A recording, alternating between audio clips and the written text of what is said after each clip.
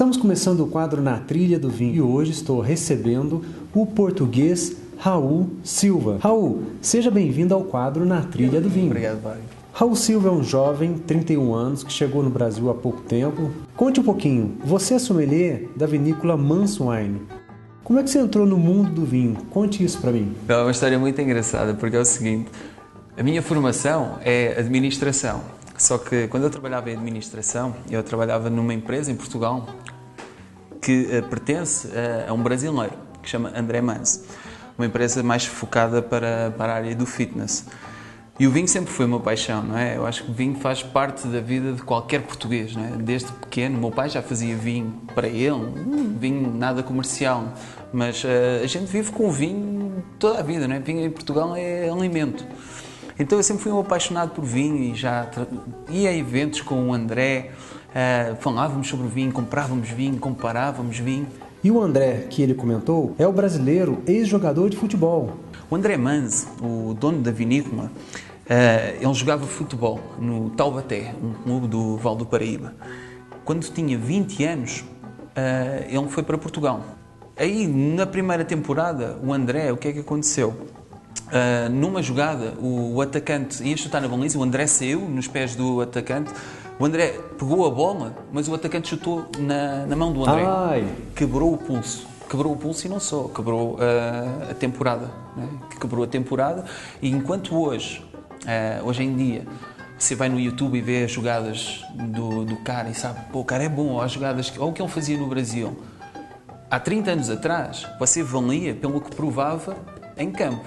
Se você não pode jogar, não prova nada. Se não prova nada, está fora do mercado. Enquanto fazia fisioterapia numa academia em Portugal para tentar recuperar o pulso, ele viu que em Portugal não tinha fitness, não tinha aeróbica, não havia nada daquilo que no Brasil já tinha muito. A academia, o culto do corpo, da academia, a malhação, competição de aeróbica coreografada. Em Portugal não tinha. As pessoas faziam ginástica com sapatilhas horríveis, com aquelas calças com meias de lã. Então o André viu, esses caras nem sabem, nem sabem aquilo o potencial que este mercado tem. Então ele começou levando do Brasil para Portugal métodos de treinamento, foi ele que introduziu a aeróbica coreografada, ele revolucionou o mercado do fitness em Portugal. Então, nesses últimos 30 anos, ele virou um pioneiro, um baita empresário, não é? Ele revolucionou. Hoje em dia é um líder de mercado, tem várias empresas em Portugal, tem uma editora, organiza eventos, organiza a maior convenção de fitness da Europa. Quase 80% dos clientes dos ginásios ou academias, como vocês chamam cá, em Portugal, são clientes dele. Tem uma empresa de consultoria de gestão, administração.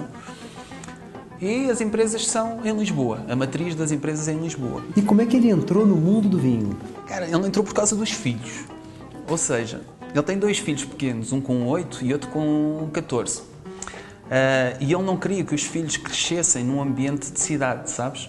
E Portugal tem essa facilidade. Apesar de Lisboa ser uma cidade grande, para tu chegares num ambiente rural, tu basta andares durante 30 minutos. Tu diriges durante 30 minutos e tu estás no campo. Então o que ele fez foi, ele pegou na sua família, ele comprou uma propriedade, vocês cá chamam uma chácara, e foi viver num lugarejo, uma aldeia romana muito antiga, que fica perto de Lisboa, a 30 minutos, que se chama Cheleiros. E ele foi para lá para viver num ambiente saudável, ar puro, campo, para os filhos poderem correr na rua, brincarem à vontade, sem ele preocupar com nada. E ele descobriu nessa aldeia uma tradição de vinho que é uma coisa impressionante, porque é uma aldeia romana que tem 800 habitantes. E no início do século XIX tinha 700 habitantes e 43 vinícolas com 700 habitantes. Só que vinícolas pequenas, adegas, como a gente chamava lá. Cada um fazia o seu próprio vinho. Mas é uma aldeia dá muita qualidade no vinho. Então, essa aldeia era responsável por abastecer quase todas os grandes restaurantes de Lisboa. Né? E o André começou, ficando apaixonado, ele é um apaixonado por vinho, né? Como eu já falei, e ele começou ficando entusiasmado, não é? E como era tudo pequenos produtores, ele também quis fazer o seu próprio vinho, não com o intuito de comercializar. Mas é claro que com o espírito de empreendedor que ele já trazia também... Não, mas na altura nem isso, Fábio. Na altura ele só queria mesmo fazer vinho para ele e para os amigos. O que é que aconteceu?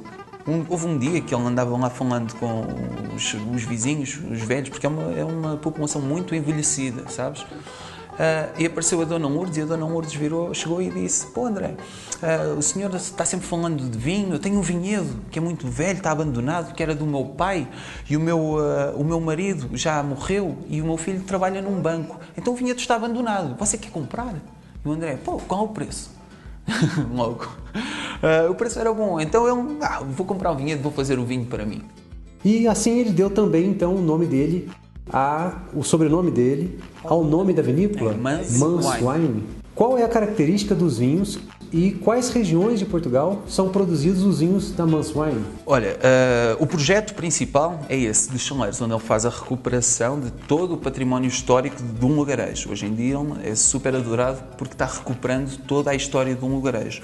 Depois, nós temos também a produção em Península de Setúbal e no Douro. Portanto, neste momento, nós estamos com vários rótulos, estamos com 7. No Brasil, apenas temos 5 rótulos, que são 3, um branco, um rosado e um tinto de Chaleiros, Lisboa, essa aldeia romana, um tinto de Setúbal e um tinto do Douro. Agora, conta um pouquinho da descoberta ou da redescoberta da uva Jean Paul. Como é que surgiu essa história para Manswine? Foi tudo por causa desse vinhedo. Ele comprou um vinhedo abandonado, que quando ele pediu ajuda a 2 enólogos, porque ele adorava vinho, tal como eu, mas se a gente for fazer vinho agora é bem complicado. Não é? Isso é tarefa de um profissional, do enólogo. Então ele tinha 2 amigos, 2 enólogos, e ele me convidou: pô, comprei um vinhedo, vocês não me ajudam a fazer um vinho, que eu quero fazer vinho bom, cara. Eu quero tomar o meu vinho, mas quero que seja um vinho bom, com qualidade. E eles foram: pô, André, a primeira coisa que tu tens que fazer é ir no vinhedo e ver que uvas tens. Aí logo a gente decide como fazer o vinho. Então eles foram e eles identificaram a uva tinta, mas não identificaram 200 videiras de uva branca que tinha nesse vinhedo. Cara, André, a gente não está identificando essa uva.